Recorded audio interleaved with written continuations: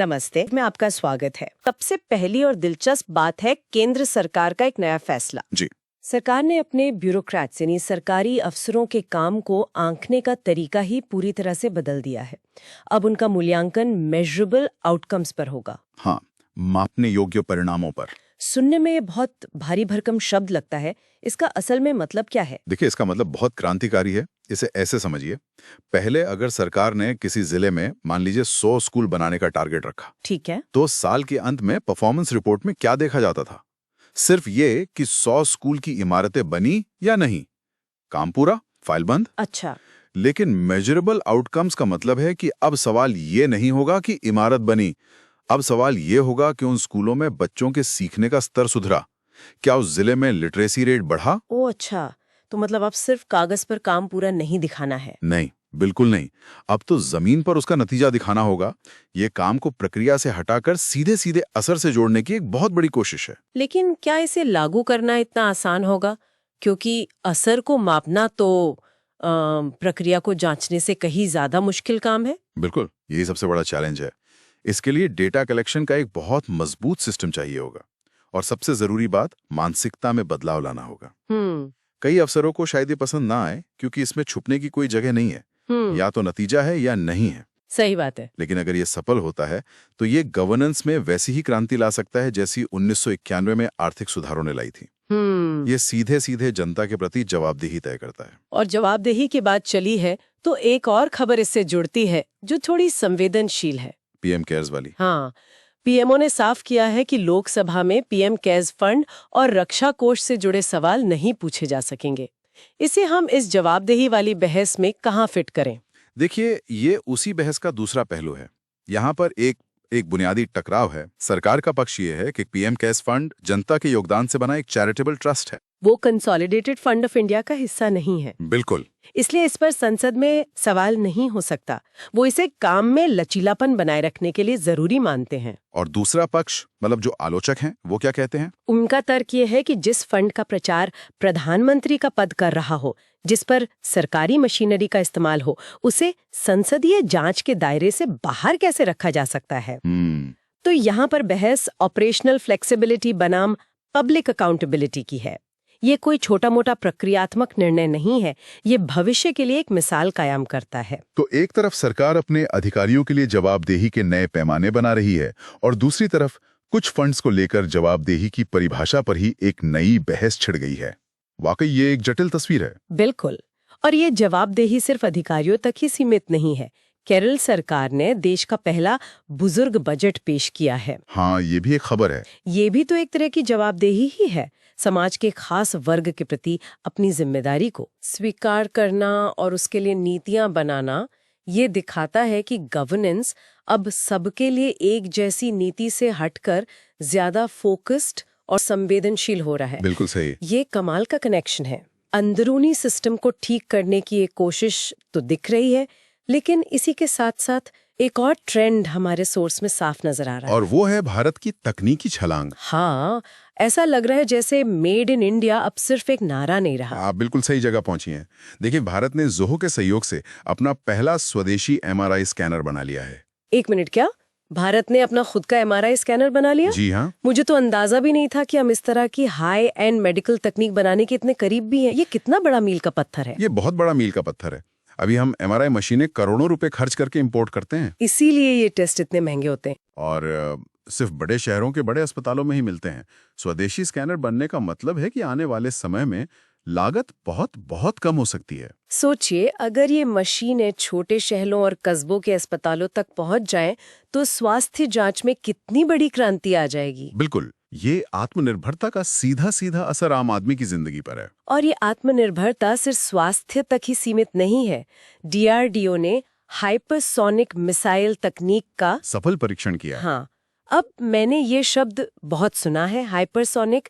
सब कहते हैं कि ये एक गेम चेंजर है, लेकिन आसान भाषा में ये पारंपरिक मिसाइलों से अलग कैसे है? इसे समझने के लिए एक क्रिकेट का उदाहरण लेते हैं। बताइए। मान लीजिए, एक सामान्य मिसाइल एक तेज गेंदबाज की सीधी गेंद की तरह है। आप उसकी स्पीड और रास्ते का अंदाजा लगाकर उसे रोक सकते हैं। ठीक है। लेकिन एक हाइपरसोनिक मिसाइल उस गेंद की तरह है जो हवा में अपना रास्ता बदल सकती है, वो भी आवाज की गति से 5-7 गुना ज्यादा तेजी से। अरे वाह, मतलब आप उसे देख तो सकते हैं, लेकिन जब तक आप उसे रोकने की कोशिश करेंगे वो अपनी जगह बदल चुकी होगी। बिल्कुल, ये सिर्फ स्पीड का खेल नहीं है, ये स्पीड के साथ साथ बेहिसाब फुर्ती, मतलब मनूवरेबिलिटी का खेल है। तो ये मौजूदा मिसाइल डिफेंस सिस्टम को बेकार कर देती है। लगभग बेकार। यही वजह है कि ये तकनीक दुनिया में सिर्फ गिने चुने देशों के पास है और ये किसी भी देश के शक्ति संतुलन को पूरी तरह से बदल सकती है। MRI स्कैनर और हाइपरसोनिक मिसाइल, ये दोनों एक ही कहानी के दो अलग अलग अध्याय हैं। भारत अब महत्वपूर्ण और जटिल तकनीक के लिए दूसरों पर निर्भर नहीं रहना चाहता। और इस कहानी में ISRO का जिक्र ना हो, ये तो हो ही नहीं सकता। हाँ, चंद्रयान 3 और आदित्य L2 मिशन की भी घोषणा हुई है और ये भी उसी पैटर्न को मजबूत करता है। मतलब चंद्रयान 3 की सफलता के बाद हम रुके नहीं।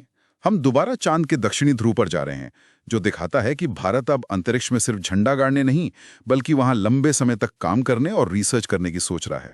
और आदित्य L2 वो सूर्य को समझने की हमारी कोशिशों को और आगे ले जाएगा। ये सब मिलकर भारत की एक ऐसी तस्वीर बनाते हैं जो अब तकनीक का उपभोक्ता नहीं बल्कि निर्माता बनना चाहता है। तो देश के अंदर गवर्नेंस को चुस्त दुरुस्त किया जा रहा है, तकनीकी तौर पर खुद को मजबूत बनाया जा रहा है।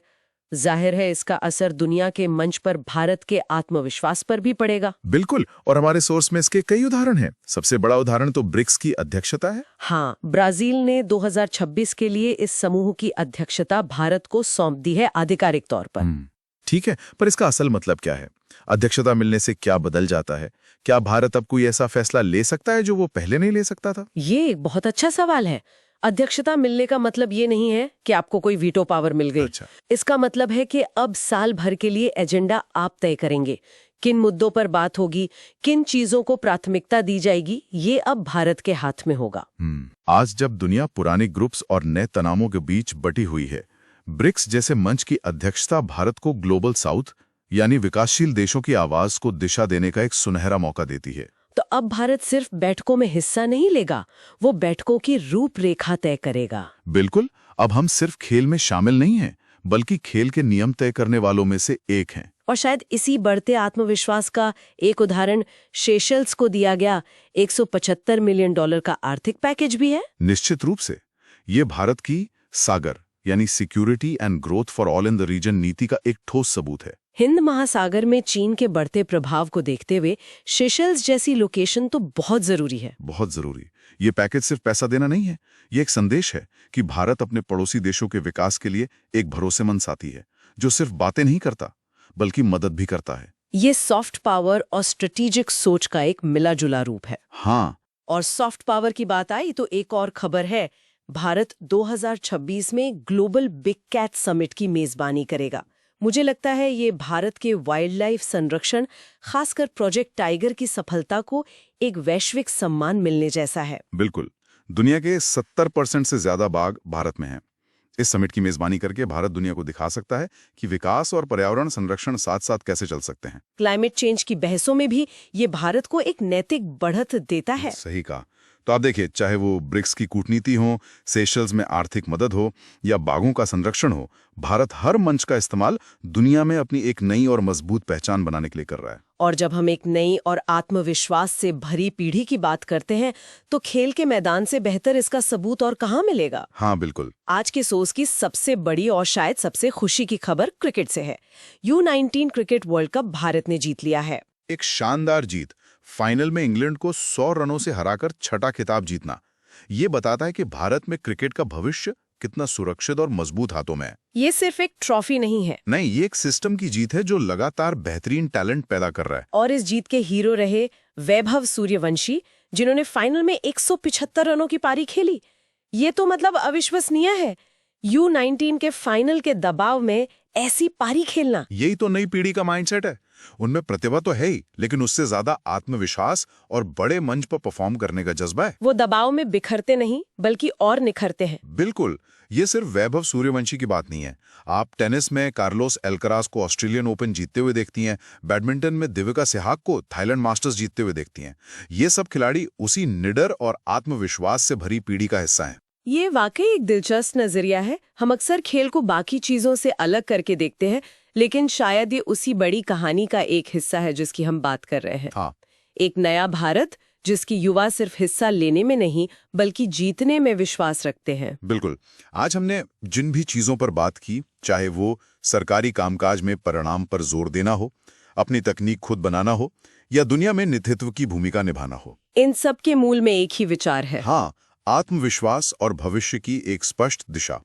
और U19 टीम की जीत उसी आत्मविश्वास का सबसे मुखर और जश्न मनाने वाला रूप है। तो आज हमने बहुत सी अलग अलग खबरों को जोड़कर एक तस्वीर बनाने की कोशिश की, शासन में जवाबदेही से लेकर टेक्नोलॉजी में आत्मनिर्भरता और वैश्विक मंच पर नेतृत्व तक। ये सभी धागे एक ही दिशा की ओर इशारा कर रहे हैं, लेकिन यहीं पर एक सोचने वाला सवाल भी खड़ा होता है। क्या? ब्रिक्स की अध्यक्षता भारत के हाथ में है।